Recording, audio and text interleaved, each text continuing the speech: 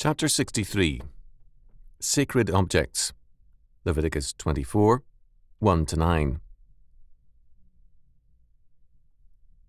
And the Lord spake unto Moses, saying, Command the children of Israel that they bring unto thee pure oil, olive beaten for the light, to cause the lamps to burn continually. Without the veil of the testimony, in the tabernacle of the congregation, shall Aaron order it from the evening unto the morning before the Lord continually. It shall be a statute for ever in your generations. He shall order the lamps upon the pure candlestick before the Lord continually. And thou shalt take fine flour, and bake 12 cakes thereof. 2/10 deals shall be in one cake. And thou shalt set them in 2 rows, 6 on a row, upon the pure table before the Lord. And thou shalt put pure frankincense upon each row, that it may be on the bread for a memorial, even an offering made by fire unto the Lord. Every Sabbath he shall set it in order before the Lord continually, being taken from the children of Israel by an everlasting covenant. And it shall be Aaron's and his sons, and they shall eat it in the holy place, for it is most holy unto him of the offerings of the Lord made by fire, by a perpetual statute. Leviticus 24, 1-9. We come to a section titled by R.K. Harrison, Sacred Objects. The regulations concerning the golden lampstand, or Menorah, are given in verses 1-4, and those concerning the showbread, or bread of the presence, in verses 5-9.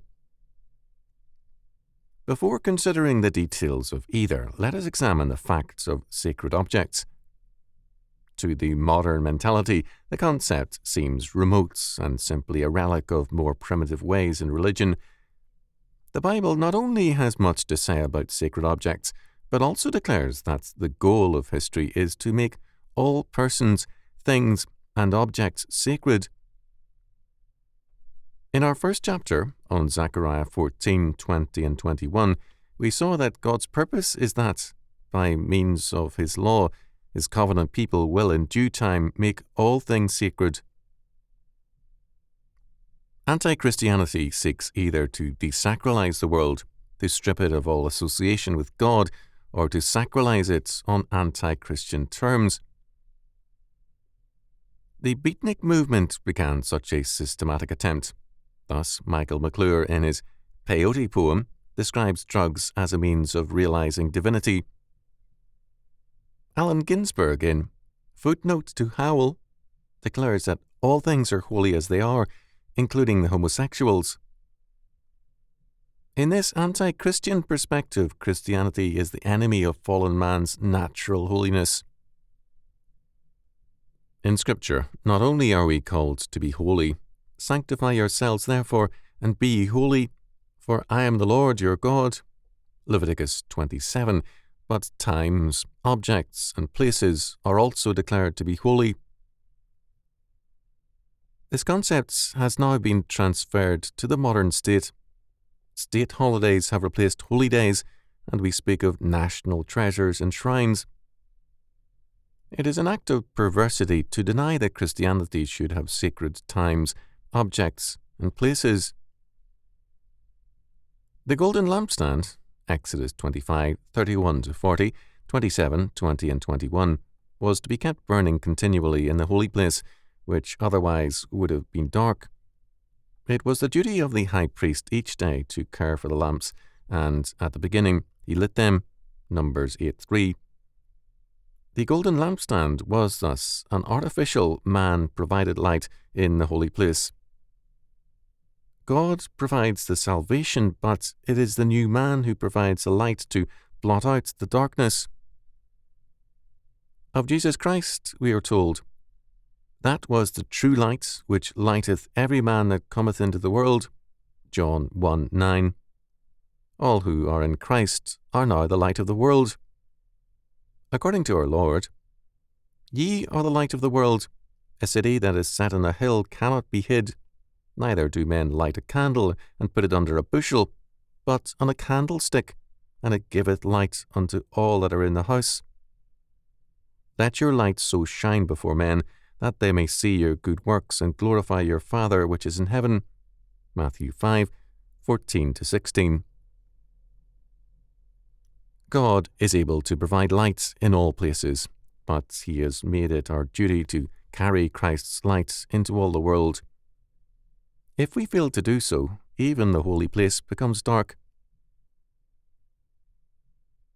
In verse 3, we are told that the lamps were to burn continually, or better, regularly, from evening until morning, even when the holy place was not in use. In Revelation 1:20, we are told that the lampstand means the church. The lampstand, according to Exodus 25:31, was to be of pure gold. At this point, we come to another controversy. The disciples themselves were indignant when a woman with an alabaster cruse of very precious oil poured it on Jesus' head.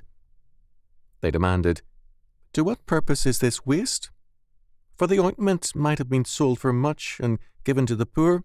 Matthew 26:8, Mark 14:4 and 5. Our Lord rebuked them for this, but ever since men have echoed the disciples' complaint. The church, it is held, should not have beautiful buildings nor costly furnishings. Such complaints come from the rich and poor alike. Clearly, anything costly or beautiful is in their eyes too good for God. Scripture tells us, however, that even the robes of the high priest were to be for glory and for beauty. Exodus 28:2 and 40. While beauty in itself is nothing and it must be linked to holiness, it is still God's requirement. We are commanded to worship the Lord in the beauty of holiness, 1 Chronicles 16:29, not in the ugliness of holiness. In verses 5-9, we have reference to the showbread, or bread of the presence. Ginsburg's comment on this is very good. Each cake, therefore, was made of 2 omers of wheat, or, as it is here said, of 2/10 parts of an ephah, which is the same thing. As an omer is the quantity which, according to the divine ordinance, Exodus 16:16-19, supplies the daily wants of a human being, each of these cakes represents the food of a man and his neighbour, whilst the 12 cakes answered to the 12 tribes of Israel. The bread was unleavened and thus did not mould during the course of the week. According to Dumelow, the bread was an acknowledgement that man owes his daily bread to God. It was a kind of perpetual grace over meat. The term, bread of his presence, is rendered by Calvin as the bread of faces.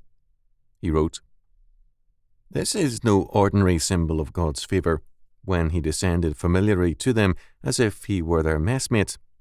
They, the loaves, were called the bread of faces, because they were placed before the eyes of God, and thus he made known his special favour, as if coming to a banquet with them."